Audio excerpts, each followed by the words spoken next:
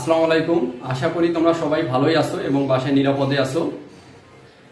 তো গত ক্লাসে আমি যে টেন্স বিষয়ে আলোচনা করেছিলাম, টেন্স কাকে বলে এবং কত প্রকার ও কি কি, এবং টেন্সের সূত্র একটা দিয়েছিলাম। আশা করি তোমরা সবাই পড়ছো। তো আজকে আমি এক্সাম্পলের সাহায্যে কিভাবে টেন্স প্রয়োগ করতে হবে এবং রুলসগুলো কিভাবে আসলে অ্যাপ্লাই করা যায় সে সম্পর্কে আমি তোমাদেরকে একটা আইডিয়া দেব। তো লেটস স্টার্ট। প্রিয় শিক্ষার্থীবৃন্দ, গত ক্লাসে ছিল যে প্রেজেন্ট টেন্সের সূত্র ছিল, এখানে ছিল পাস্টে, তারপরে ছিল ফিউচার। পাস্ট ফিউচারটা মিশাই দিছি, যেহেতু আমি এখানে এখন এক্সাম্পল সেট আপ দিব, এই কারণে মিশাই দিলাম কিছুক্ষণ আগে। তো এখানে এখন একটু দেখো, হোমওয়ার্ক হিসাবে তোমাদের কাজগুলো একটু দেখো। যেমন এক্সাম্পল 1,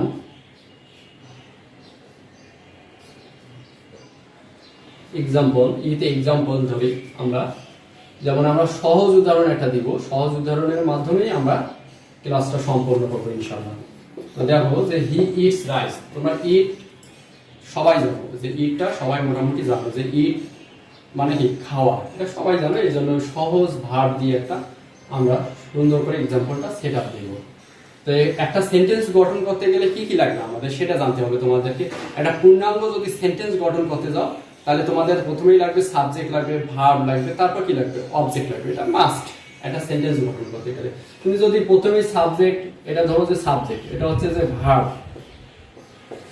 তারপর ধরো যে এটা হচ্ছে অবজেক্ট, তাহলে মনে করো যে আমি সাপোজ যে এখানে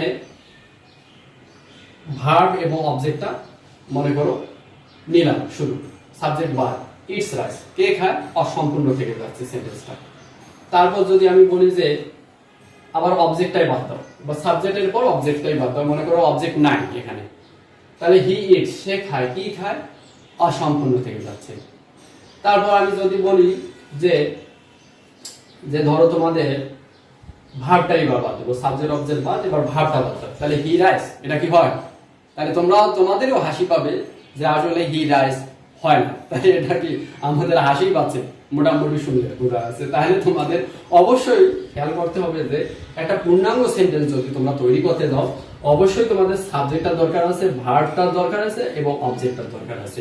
সাবজেক্ট ভার্ব অবজেক্ট ছাড়া কখনো পূর্ণাঙ্গ সেন্টেন্স হতে পারে না।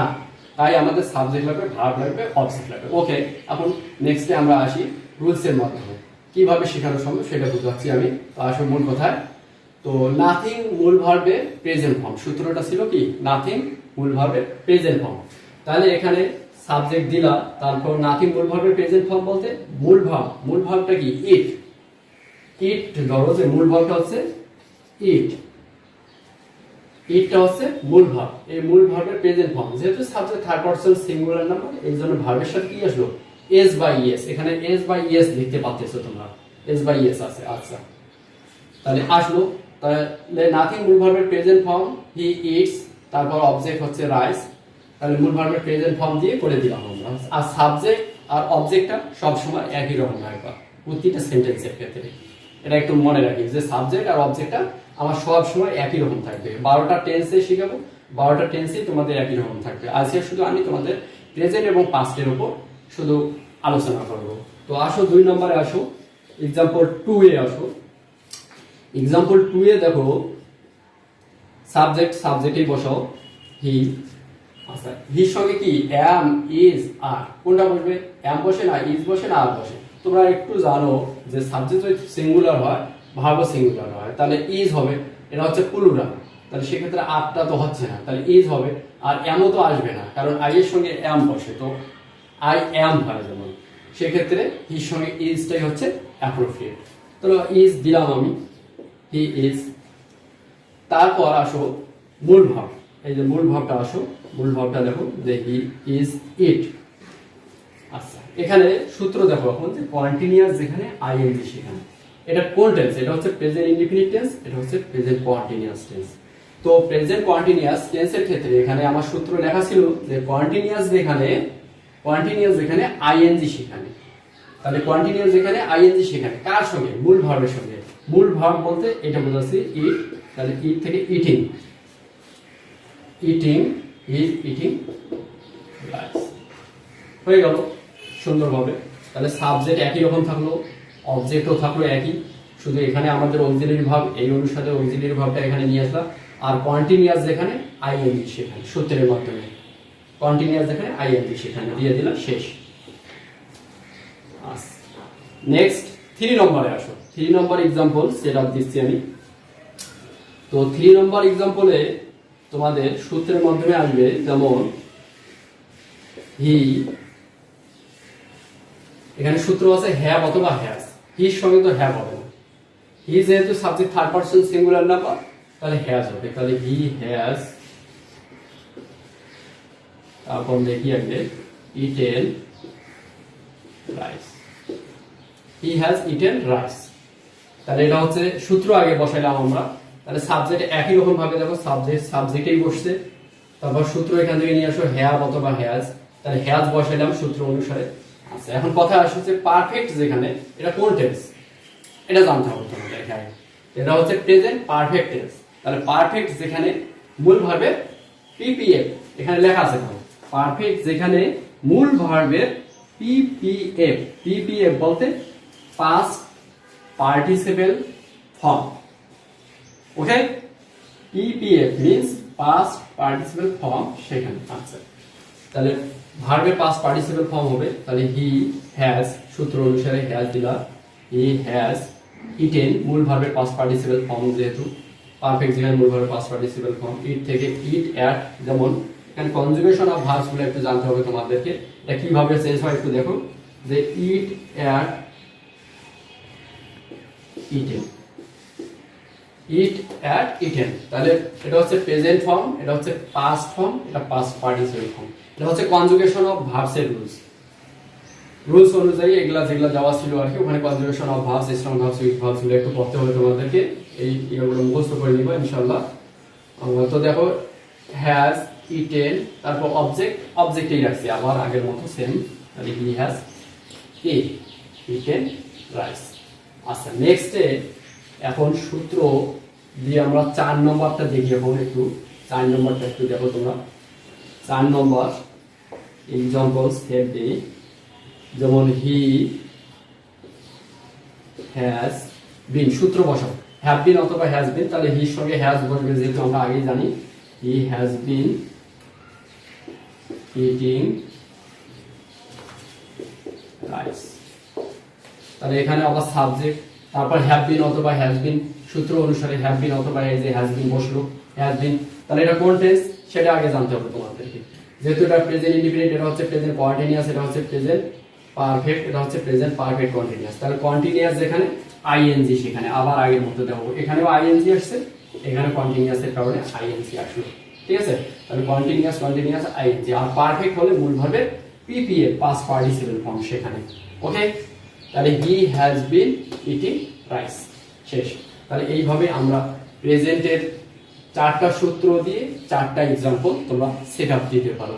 তো এখন আমি পাস্ট টেন্সের সূত্রটা তোমাদের এখানেই আমি লিখে দিই তোমাদের সুবিধার্থে, কারণ পাস্ট টেন্সের সূত্রটা অলরেডি তোমাদের খাতায় আছে, সবারই আমার জানা আছে। তো পাস্ট টেন্সের সূত্রটা আমি লিখলাম। তো পাস্ট টেন্সের সূত্র দিয়েই আবার দেখো যে কিভাবে আমরা এক্সাম্পল গুলো সেট দিতে পারি একটার পর ওয়ান আফটার অ্যানাদার।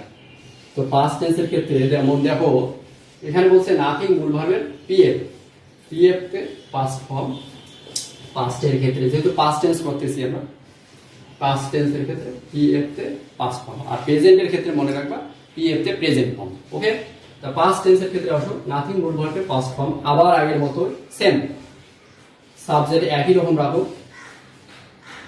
ইট থেকে কি হবে নাথিং মূল ভার্ব পাস্ট ফর্ম, যেহেতু আমরা ভার্বটা কি ছিল ইট, ইট থেকে মূল ভার্বের কি ফর্ম ছিল পাস্ট ফর্ম, তাহলে পাস্ট ফর্ম হচ্ছে অ্যাট,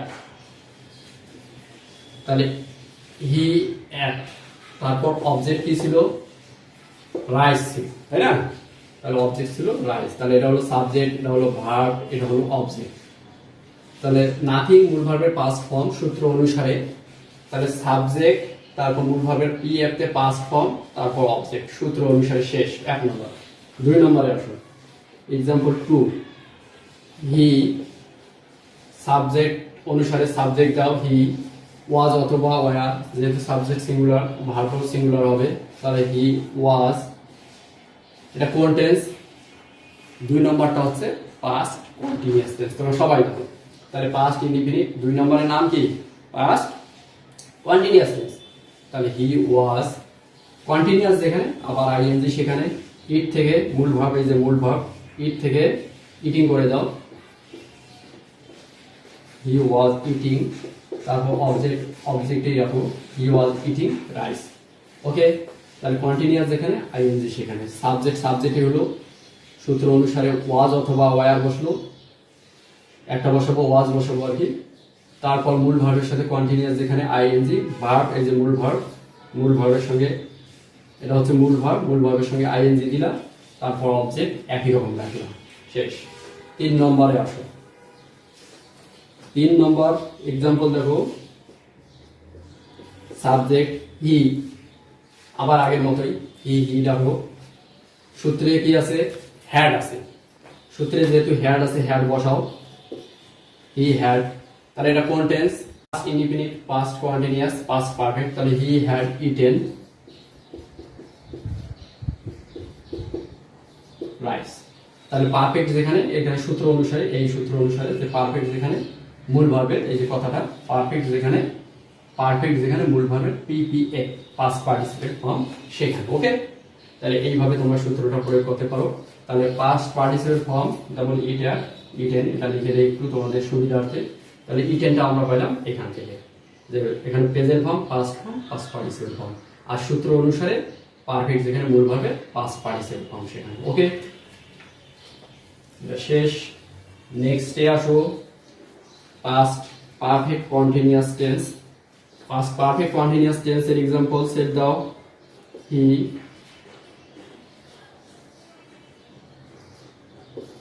সূত্র অনুসারে কি ছিল সূত্র, হ্যাড বিন ছিল, তাহলে হি হ্যাড বিন লেখো। আচ্ছা, পাস্ট পারফেক্ট কন্টিনিউয়াস 4 নম্বরের সূত্রের নাম কি, পাস্ট পারফেক্ট কন্টিনিউয়াস যেখানে আইএনজি সেখানে আবার কন্টিনিউয়াস কথাটা যেহেতু লেখা আছে, তাহলে he had been eating rice.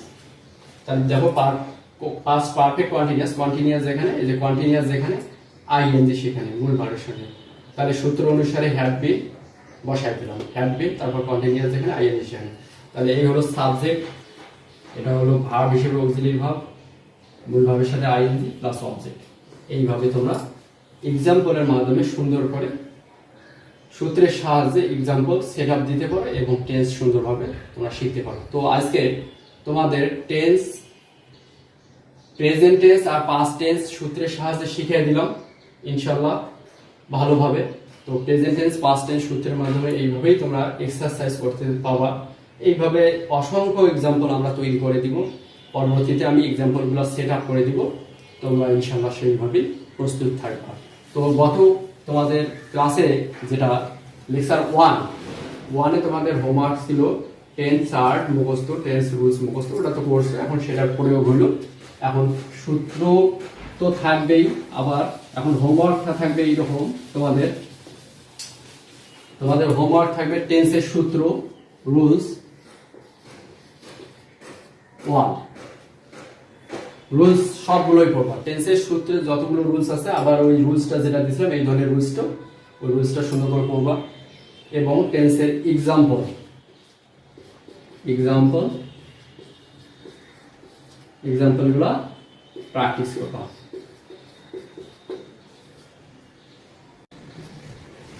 ধন্যবাদ সবাইকে।